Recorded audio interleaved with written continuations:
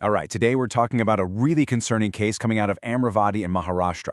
The allegations here involve some just staggering numbers and what looks like a systematic process of exploitation. So let's break down what we know based on the reports. So first up, you see this number, 180. According to the formal police complaint, that's the alleged number of minor girls who were targeted and sexually exploited. Just let that sink in for a moment. And, it gets worse. The complaint also alleges there are over 350 obscene videos. These were apparently recorded to be used as leverage against the victims. This is the material that authorities are now, you can imagine, urgently digging into. Now, with allegations this serious, you'd expect a swift response, and that's what we've seen. A formal complaint was filed, and that's led to an arrest in Amravati. A full-scale police investigation is now officially underway. Okay, so what are the actual specifics here? Let's get into the details of the accusation and, who's at the center of all this.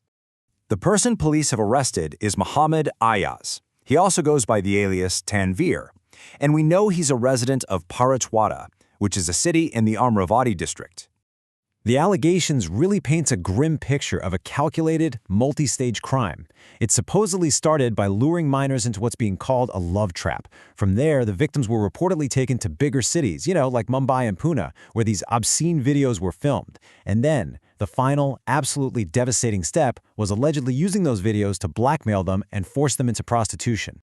Now, according to the report, this wasn't just random. There was an alleged modus operandi, a systematic method that was apparently used over and over again.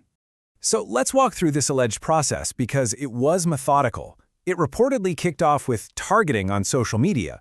Think WhatsApp and Snapchat. The next step was luring, using that so-called love trap to gain their trust. Then came isolation, where victims were taken far from home to cities like Mumbai and Pune. And that's where the exploitation, the filming of the videos, supposedly happened.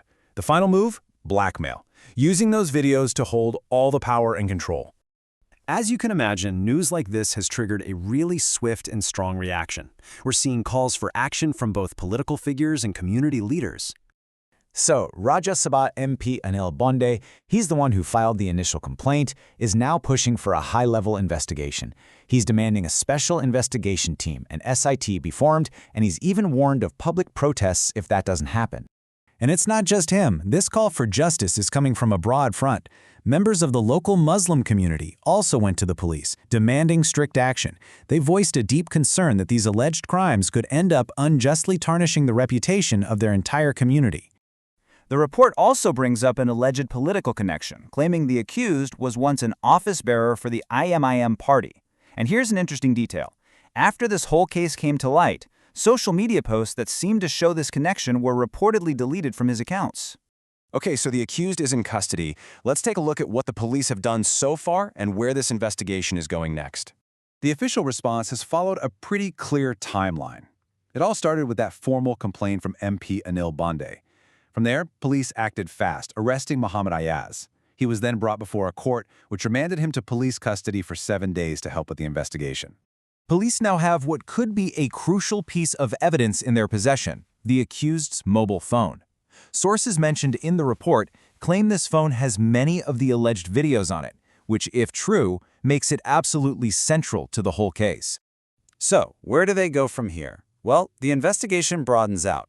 The police are now trying to figure out if this was just one person acting alone or if these videos were shared with a wider network, maybe even a larger criminal syndicate. On top of that, the police cyber cell is on it, actively tracking any of these videos that might have been shared online.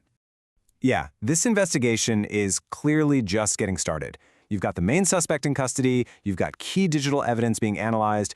So the big question now isn't just what the police will find, but really just how far this alleged network of exploitation truly extends.